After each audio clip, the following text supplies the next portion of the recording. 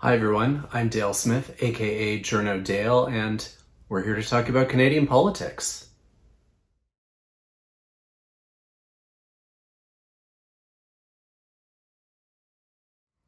It's time to take some of your questions, and we've only got one this week, and it's from Twitter and from Mrs. White, who asks, she saw a statement from Pierre Poilievre regarding the Supreme Court decision on Friday, which was around not allowing consecutive life sentences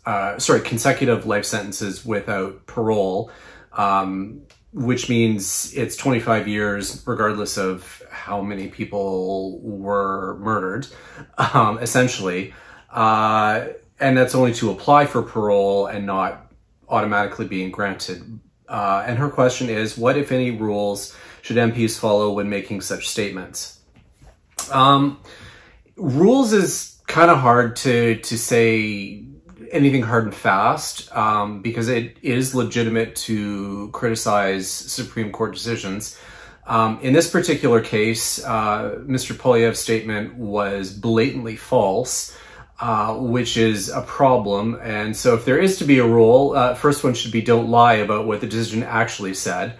But that being said, I think there's a few principles that we should think about when it comes to this kind of a thing.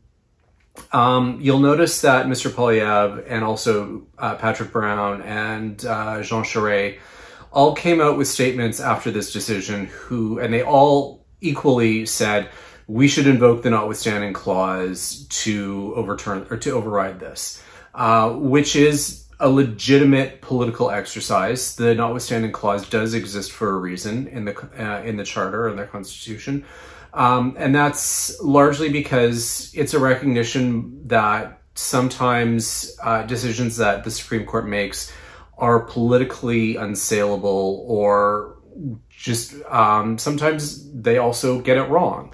It does happen. I mean, the joke with the Supreme Court is that they're always right because they're last in terms of there is no further appeal.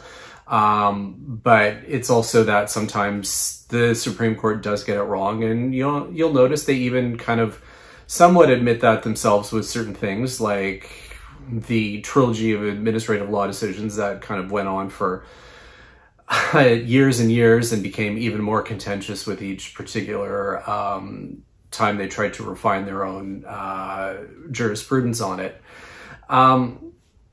So it is legitimate to criticize the Supreme Court decisions, but we should also remember that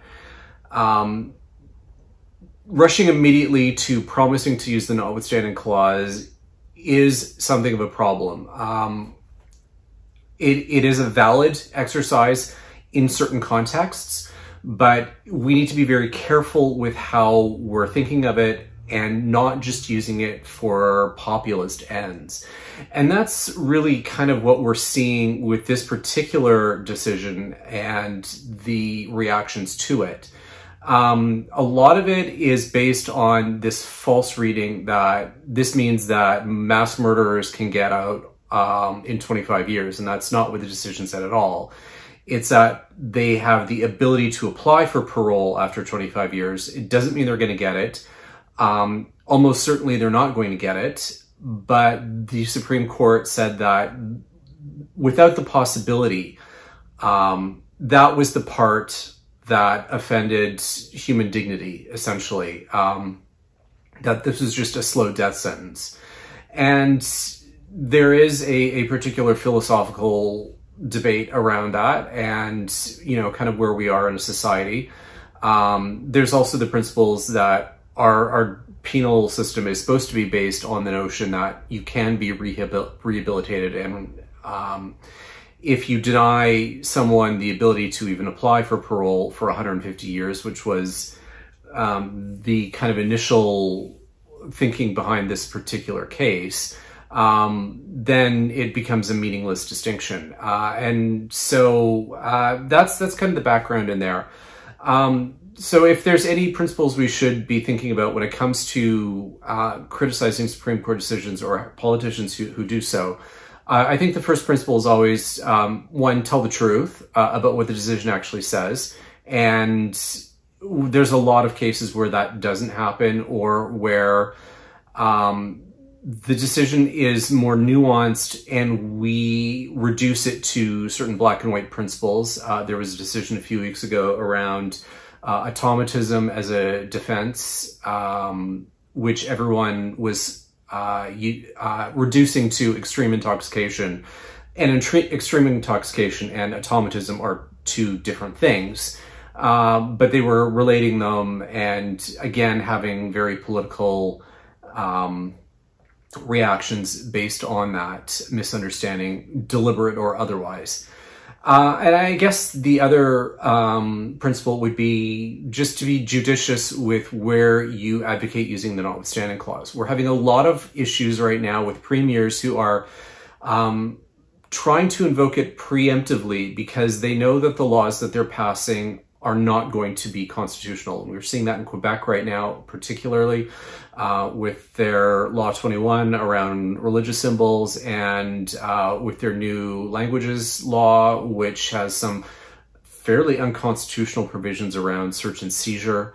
And so when you have any government who's looking to preemptively invoke the notwithstanding clause because they know something they want to do is unconstitutional, that should be a red flag. And just to ensure that, we're having an actual proper discussion and we're not simply trying to outbid one another for the sake of trying to score points, which is what is happening in the Conservative leadership with the reaction to this. Is you've got these different candidates who are basically, yes, trying to outbid one another on being even more tough on crime than the last. And that's a problem with any political discussion and within any particular party. Outbidding is a very problematic practice when we see politicians trying to do that. And bad things tend to happen because they're simply out trying to outbid one another and generally getting more radical as it goes along. So yeah, those are my thoughts on that. And yeah, just basically be judicious in what your commentary is. That's everything for this week. Thanks for your questions. I'll be back next week with some more Canadian politics. I'm Dale Smith. That's at journo_Dale on Twitter. And don't forget to like the video, share, subscribe, and support us on Patreon. Thanks, everyone.